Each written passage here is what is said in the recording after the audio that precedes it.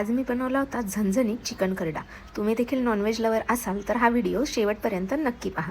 याच्यासाठी मी इथे पाऊण किलो चिकन घेतले आहे। त्याला हळद आणि मीठ लावून व्यवस्थित आपल्याला मॅरिनेट करून घ्यायचं आहे आणि 15 ते 20 मिनिटं आपल्याला याला बाजूला ठेवून द्यायचे आहे। चिकन मॅरिनेट होते तोपर्यंत एक कांदा बारीक चिरून घ्यायचा आहे आणि कुकरमध्ये आपल्याला त्याला थोडंसं तेल टाकून छान परतून घ्यायचं आहे। कांदा छान परतला की त्यात अद्रक, लसूण, खोबरं आणि कोथिंबीरीची पेस्ट टाकायची, ती व्यवस्थित परतून घ्यायची आणि त्याच्यामध्ये आपण मॅरिनेट केलेले चिकन टाकायचं आहे। आता हे छान तेलावर 2-3 मिनिटं परतून आपल्याला त्याच्यावर एक झाकण ठेवायचं। एक ग्लास पाणी छान उकळलं की आपल्याला ते पाणी चिकनमध्ये मिक्स करून घ्यायचं आणि याला कुकरला आपल्याला 2 शिट्ट्या करून घ्यायच्या आहेत। कुकरच्या शिट्ट्या होत आहेत तोपर्यंत इकडे मी लसूण सोलून घेतला आणि हिरव्या मिरचीचे बारीक काप करून घेतले। बघू शकता आपलं चिकन आता छान शिजलेलं आहे। तर इथे मी लोखंडी तवा घेतलेला आहे, त्यात मी ओलं खोबरं तेलात परतून घेतलेलं आहे। तुमच्याकडे ओलं खोबरं नसेल तर सुकं देखील वापरू शकता। त्यात हिरवी मिरची आणि लसूण देखील छान परतून घ्यायचं आहे आणि आता याची आपल्याला मिक्सरला बारीक पेस्ट करून घ्यायची आहे। याच्यामध्ये कोथिंबीर आणि थोडेसे जिरे टाकायचे आणि त्याची छान वाटण करून घ्यायचं। वाटण बारीक होण्यासाठी तुम्ही 1 ते 2 चमचे पाण्याचा वापर करू शकता।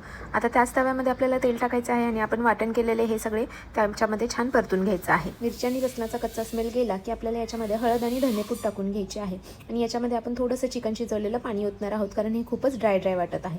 हे पाणी ओतून आपल्याला व्यवस्थित मिक्स करून घ्यायचं आणि याच्यामध्ये आता आपल्याला चवीप्रमाणे मीठ ॲड करायचं आहे आणि शिजवून घेतलेले चिकन आपल्याला मसाल्यामध्ये छान परतून घ्यायचं आहे। आपल्याला त्याला व्यवस्थित सगळीकडून मसाला कोट होऊन द्यायचा आहे। हे छान परतून झाल्यावर आपल्याला याच्यावर झाकण ठेवायचं आहे आणि 3 ते 4 मिनिटं आपल्याला छान वाफ काढून घ्यायची आहे, म्हणजे जो मसाला आहे तो चिकनमध्ये व्यवस्थित मुरेल आणि मग आपलं चिकन एकदम टेस्टी लागेल। 3 ते 4 मिनिटांनी बघू शकता आपलं चिकन व्यवस्थित फ्राय झालेलं आहे। मसाला अगदी छान कोट झालेला आहे।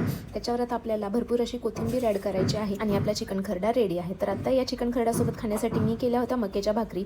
बघू शकता इथे मी छान भाकरी अशी भाजून घेतलेली आहे, टम्म फुगलेली ही मक्याची भाकरी आणि त्याच्यासोबत झणझणीत आणि गरम असा आपला चिकन खरडा।